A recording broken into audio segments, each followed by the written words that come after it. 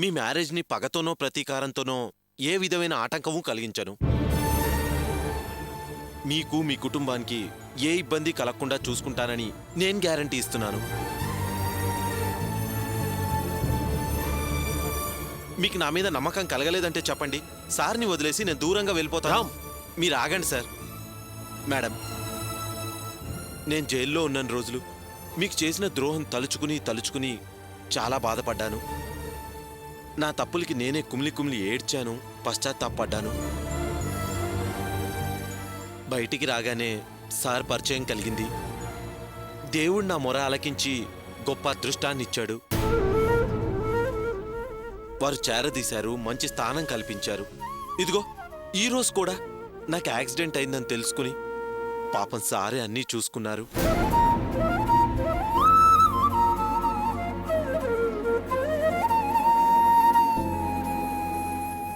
ఇలా ఒక స్నేహితుడిలా కాదు, బ్రదర్లా చూసుకుంటున్నారు. అది నా అదృష్టమేగా. చెప్పండి మేడం. ఏంటి, యాక్సిడెంటా? అవును సార్. ఈరోజు స్పీడ్గా ఒక ఆటో వచ్చి నన్ను గుద్దేసింది.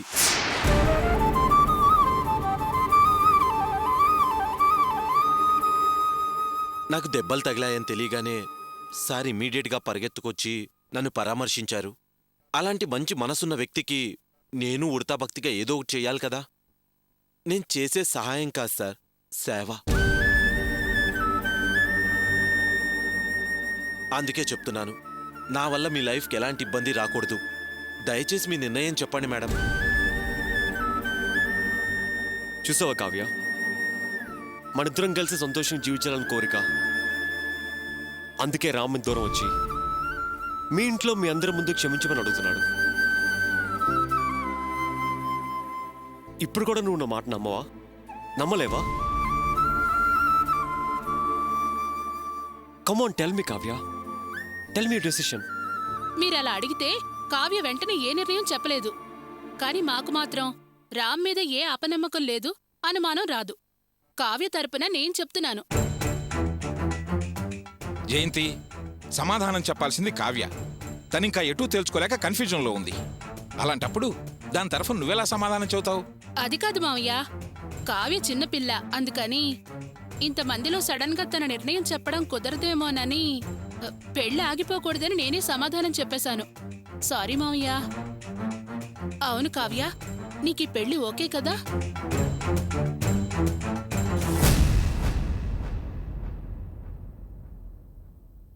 ఏంటమ్మా నీ ఆలోచన?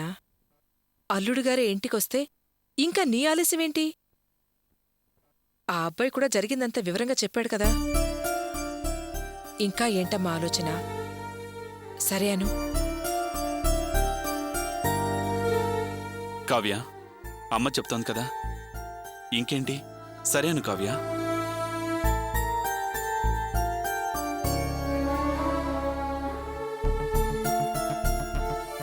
సరే, నాకు ఓకే.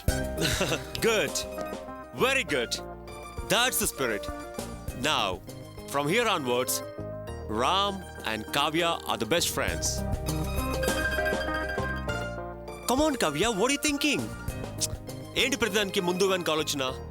నువ్వు రామ్ను బెస్ట్ ఫ్రెండ్ అనుకుంటే please shake hand with him. Be a good friend.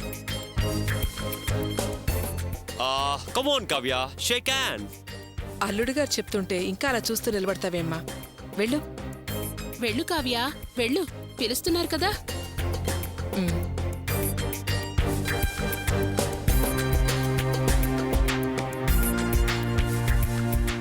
Come on.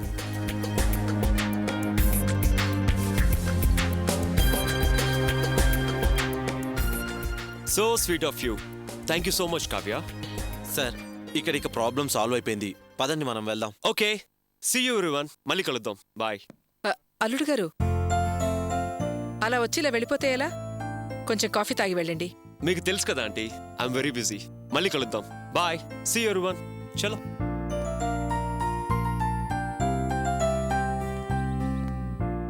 Sir, Kavya మేడంతో ఒక విషయం చెప్పడం మర్చిపోయాను, చెప్పేసి వస్తాను. ఓకే.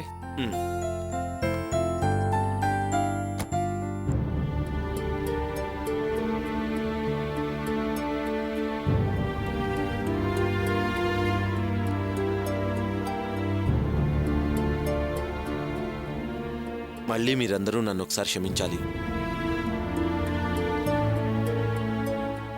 నేను గతంలో లాగానే ఉండుంటే మార్నింగ్ వినోద్ వచ్చి నన్ను కొట్టిన సంగతి సార్కి చెప్పి ఈ పెళ్ళి ఆపేవాడిని. నేనిప్పుడు పూర్తిగా మారిపోయాను. అందుకే యాక్సిడెంట్ అని చెప్పి అబద్ధం చెప్పాను. సార్ నా మీద చాలా గౌరవంతో ఉన్నారు. నేను ఆయనకు విశ్వాసంగా ఉన్నాను. దయచేసి ఈ పెళ్లి బాగా జరిగిపోవటానికి మీరందరూ కోఆపరేట్ చేయండి. ఇది చెప్దామనే వచ్చాను. వస్తానండి.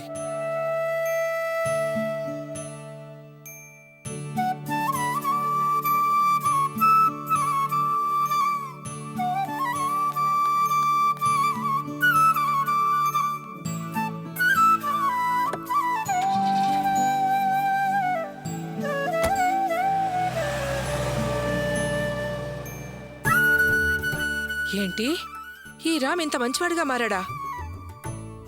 మనమే అనవసరంగా అతన్ని అనుమానించావా? అందుకే నేను ముందు నుంచి చెప్తూనే ఉన్నాను, ఆవులిస్తే పేగులు లెక్కబెట్టగల సామర్థ్యం ఉన్న అల్లుడు గారు అలా చూడగానే ఎవరు మంచివారు ఎవరు చెడ్డవారు అని టక్కున చెప్పగలరు, కనిపెట్టగలరు అని. లేకపోతే నువ్వు రామును కొట్టిన దెబ్బలకి అతను కావ్య పెళ్లి ఆపేసేవాడే కదా. ఈ అబ్బాయి నిజంగానే మారిపోయాడ్రా. అవునమ్మా, నాకు అలాగే అనిపిస్తోంది. అన్ని దెబ్బలు తిన్నా అప్పుడేం మాట్లాడలేదు. ఇప్పుడు చాలా వినయంగా మాట్లాడాడు. చాలా మారిపోయాడమ్మా. మారింది అతను కాదురా, నువ్వు.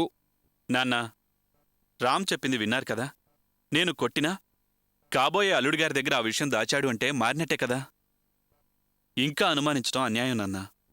ఇంక ఈ విషయం వదిలేసి పెళ్లి పనులు చూడడం మంచిది. సరే, మీరంతా కలిసి ఒక నిర్ణయం తీసుకున్నారు కదా, కానివ్వండి. నాకు కావ్య సంతోషం ముఖ్యం. ఈ పెళ్లి సక్రమంగా జరిగి మీరు ఆనందంగా ఉంటే అంతే చాలు.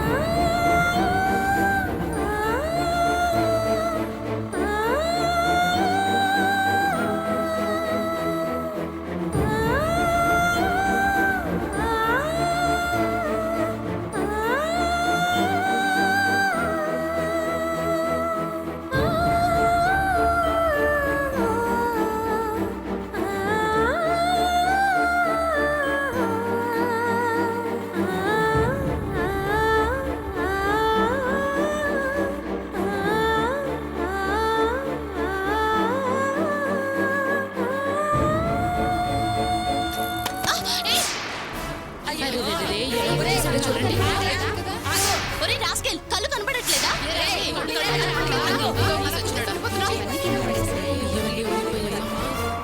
ఆపు బాబు, ఆపు, ఒకసారి ఆపు.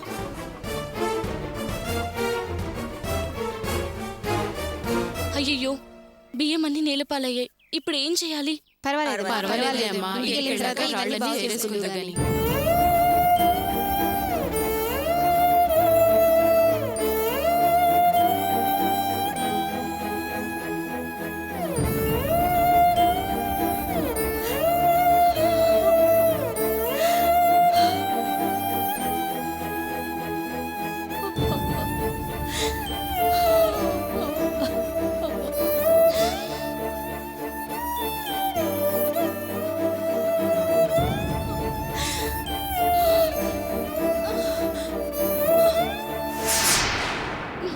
డాడీ ఎలా ఉంది?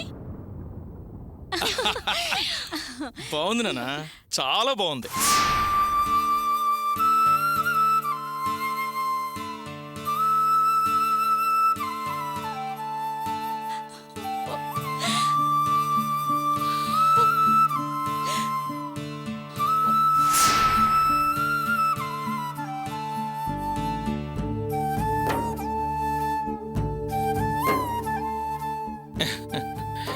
యాండి, అమ్మాయి నిద్రపోతుంది. భోంచేరా? కరెంట్ వచ్చాకే నీ కాకలిగా ఉంటే నువ్వు పోంచే.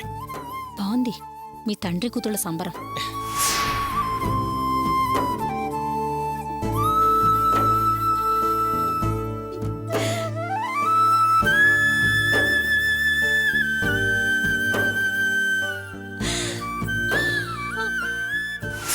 చేసావు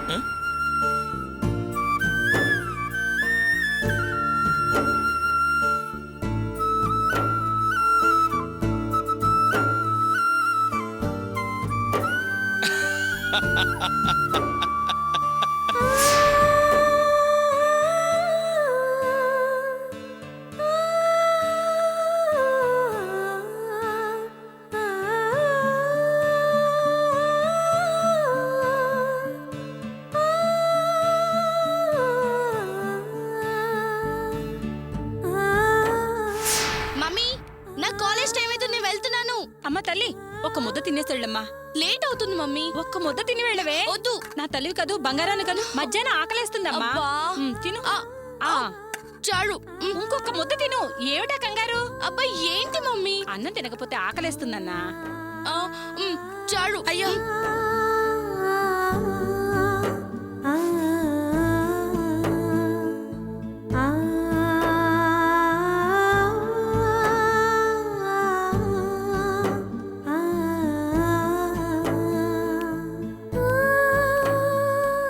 అమ్మ రేవతి,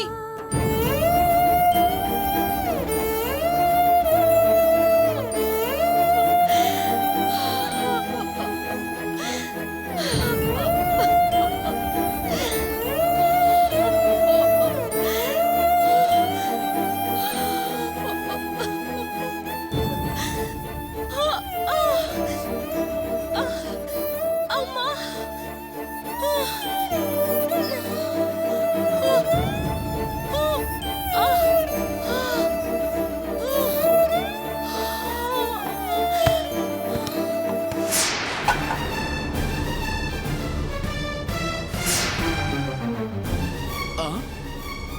మేడం ఏమైంది మేడం?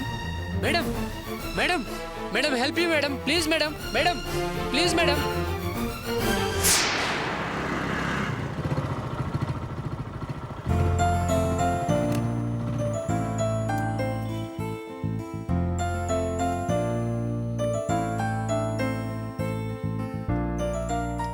నమస్తే అన్నయ్య.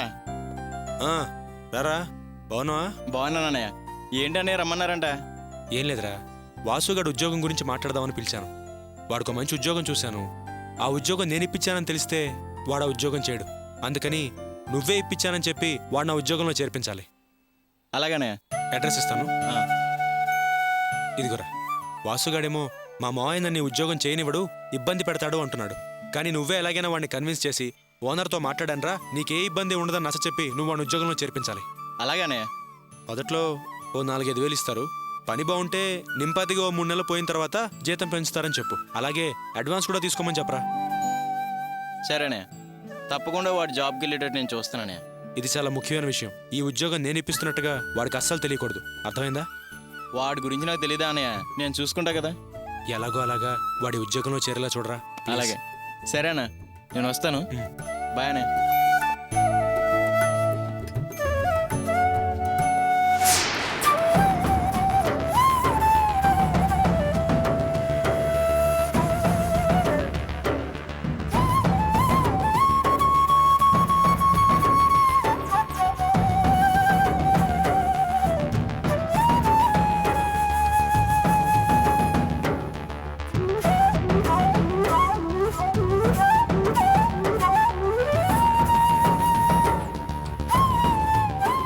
ఎవరతను?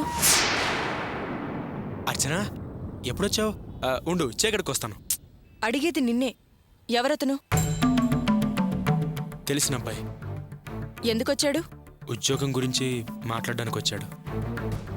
ఎవరు ఉద్యోగం గురించి వచ్చాడు? అది అది వాసుగాడు ఉద్యోగం గురించి. నిన్నే కదా వాసు అలా మాట్లాడాడు. అత్తయ్య శాపనార్థాలు పెట్టింది. అంత జరిగాక కూడా నువ్వు చేసే పనేంటి? అసలు నీలో మార్పే రాదా? అది కాదు అర్చన, నిన్న వాసుగాడు చెప్పింది విన్నావుగా. 100 రూపాయలు ఇచ్చి 2 రోజులు మేనేజ్ చేయమని చెప్పాడు. ఆ తర్వాత వాడికి ఉద్యోగం దొరకపోతే పరిస్థితి ఏంటి? నువ్వు మంచిగానే వాళ్ళు ఇబ్బంది పడకూడదని ఆలోచిస్తావు. కాని వాళ్ళు నువ్వు ఏది చేసినా చెడిపోవాలని చేస్తావని అనుకుంటున్నారు. అనవసరంగా గొడవలకి దిగుతున్నారు. ఇలా వాళ్ళకి సాయం చేయడం, అవమానాలు పాలు కావడం మనకు అవసరమా? దానికి మనమేం చేస్తాం అర్చన? మంచిగా ఆలోచించి సహాయం చేయడం మన గుణం, చెడుగా ఆలోచించి గొడవపడడం వాళ్ళ గుణం. వాళ్ళన్న మాటలు వింటుంటే నాకు ప్రశాంతంగా నిద్ర కూడా పట్టడం లేదు. నాకైతే అలవాటైపోయినట్టుంది, నిద్ర బాగానే పడుతోంది. ఆహా, వాళ్ళ తిట్లు తింటేనే నీకు నిద్ర వస్తుందేమో. అలాని కాదులే గాని అర్చన, నువ్వు వాసుగాడన్న మాటల్ని గమనించావా? వాడి మాటల్లో కోపం కన్నా బాధ్యత తీసుకోవాలనే ఆరాటం కనిపించింది, సంపాదించి చూపించాలనే తపన కనిపించింది. బహుశా అందుకే అనుకుంటా నేను ప్రశాంతంగా నిద్రపోగలిగాను. అదీగాక కోపం వచ్చి వెళ్ళిపోయిన రేవతి కూడా తిరిగి వచ్చేసింది. ఇక నుంచైనా వాళ్ళిద్దరూ సంతోషంగా ఉంటారనుకుంటున్నాను. నాకైతే నమ్మకం లేదు.